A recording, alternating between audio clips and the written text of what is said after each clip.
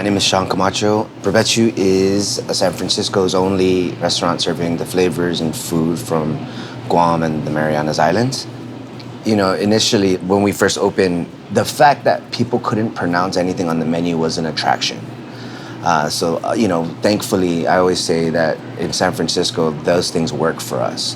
And it was different, but it was also familiar, kind of tongue-in-cheek. But the silver lining of colonialism is that you get to pick and choose the most delicious parts of everything that came through and discard the rest, and then work that into the real traditional stuff.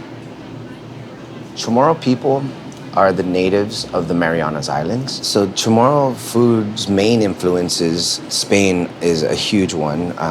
What we call kelaguen is essentially ceviche.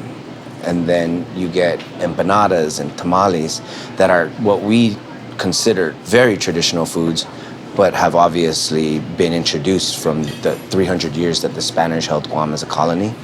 The Philippines has a huge impact on our cuisine because of that trade route as well.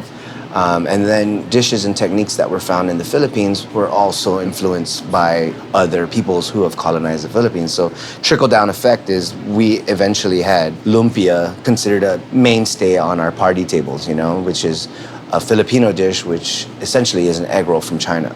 And then Japan was a huge influence on our cuisine. We were an occupation of Japan for, several tumultuous years. And then, when Guam was changed hands from Spain to America, then came Spam and, potted meats and crackers that last forever and things like that. All of that has weaved itself into this dynamic cuisine that's still changing.